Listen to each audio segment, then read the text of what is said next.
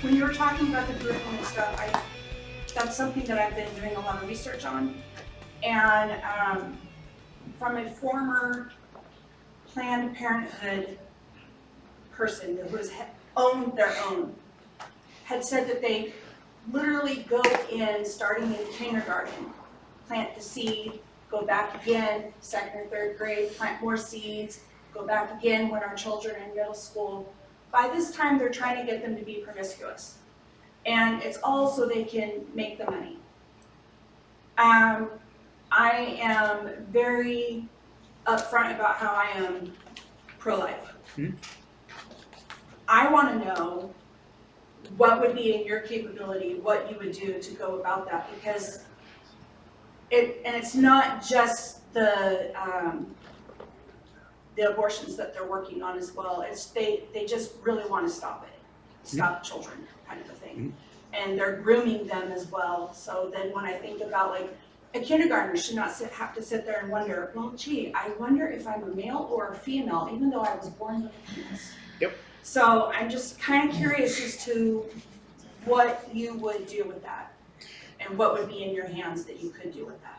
So with Congress not funding Planned Parenthood, I mean, Planned Parenthood, they get some charity money, but they get a lot of money from the federal government. It's tied up in these horrible omnibus bills because they know if they brought it forward as a standalone resolution that no Republican, and a lot of Democrats too, wouldn't be able to vote for it because their constituents would eat them alive. Instead, they stick it in the middle of a 2,000-page bill, omnibus passed in the dead of the night, tied up with every other little goodie that we want for the district. So when Jamie Hurrah Butler comes back to the district and says, like, I built a swimming pool in Pacific County and I got money for salmon runs, and that's all great, that's what she's running on. She's really running on Planned Parenthood, the Planned Parenthood omnibus. So I think when I come back and I'm on the bad guy list because I didn't sign up on the omnibus bill, that's me trying to fight Planned Parenthood and that agenda. Same thing with all their federal grants. There's so many different ways that these organizations that are either brainwashing our kids or funding abortions, those types of things, that they're getting federal funding. We just have to know exactly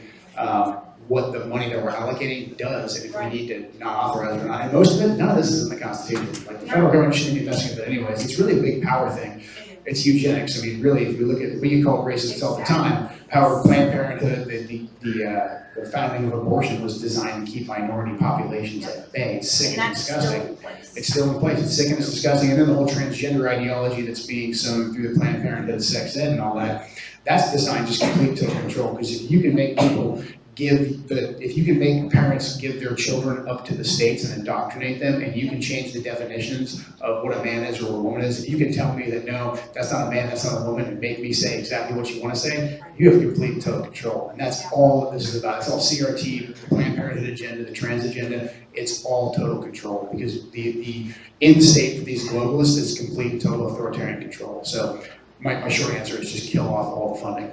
I like that, and I also like that you said get back to education. I'm a mom who had to teach her children how to write cursive because they weren't learning it in school. I'm like, are you kidding me? Yeah. I learned in like second grade and had to do it all the way through. So. But they can tell you what a pronoun was. Exactly. Right? You're gonna make Bill Gates mad. Yeah. Go ahead. I'm under the belief that Congress functions very strongly under a seniority system and a monetary system. And if you don't have those two things, you're not going to get on a committee that matters for a damn, and they're not going to let you vote just because you want to follow the Constitution. They're going to put you in a corner somewhere and control you. How do you plan to have any effectiveness if you try to block the Constitution, which is what I'd love to see, but how are you going to get around that? Repeat that one. Yeah, so fair question. He said, he pointed out that Congress runs on a seniority system, and then also with heavy financial incentives, like you need to be raising money for the party to get put on a good committee. And if you're not on a good committee, you're essentially powerless. However, every congressman still gets to actually vote during, whether or not bills are going to get passed or not. I think what you pointed out has been the system up until recently. I think that system is getting more and more eroded every day. I think what Marjorie Taylor Greene, what Matt Gaetz, what Paul Gosar have done when they've been in a little bit of hot water. I mean, when MTG came into Congress, she got kicked off of all of her committees day one, and she was just supposed to go sit in a corner somewhere and be quiet, but instead, she went out and she started going to every single different committee meeting. She was using parliamentary procedures, calling for roll call votes, and then just using the power of social media to let her constituents and the American people know what happened. And when she did that, she got empowered by the people, because then she became this fundraising behemoth off of small individual contributions. So she did two things. She shattered the seniority, but then she also shattered the financial, because she's one of the top fundraisers in the GOP right now, and she doesn't rely on the corporate donors. I think the corporate donors are coming to her and trying to get associated with her now, but that's a great way for them to break free. Paul Gosar does he does an almost 180 out from that. He's very quiet. He understands exactly how laws are passed and laws are made, and he doesn't raise a ton of money, but he's still very effective because he knows how Congress works, and he's vocal when it counts. I mean, Matt Gaetz does a lot of the same type of stuff too. So I personally think not taking any corporate PAC money, only being accountable to the people in the district is how we break free from that. And I'll need your guys' help. I'll have to come back here to these districts and say, hey guys, I need 5, 10, 15 bucks from you to keep myself afloat over there in Congress, just to have enough money to beat the Democrats next cycle. And then also the GOP will take me seriously, because what MTG did, she was able to make the donor class of the GOP have to listen to her. And she did that by doing the will of the people in Congress. So I think we have to go the seniority system. I think we're starting to shake free from a lot of that. It's refreshing. It needs to happen, because if we're gonna rely on guys like, Kevin McCarthy and these same old Republicans that have been there for 15, 20 years, Jamie, we know they're not gonna save our country. I mean, I'll probably say this again at some point tonight, but the Republican Party has won more elections than we've lost in the last 30 years. And in that time, we've lost the country.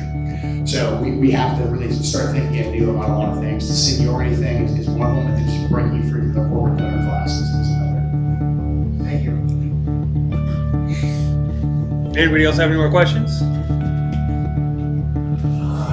Oh, say, can you see by the dawn's early light what so proudly we hailed at the twilight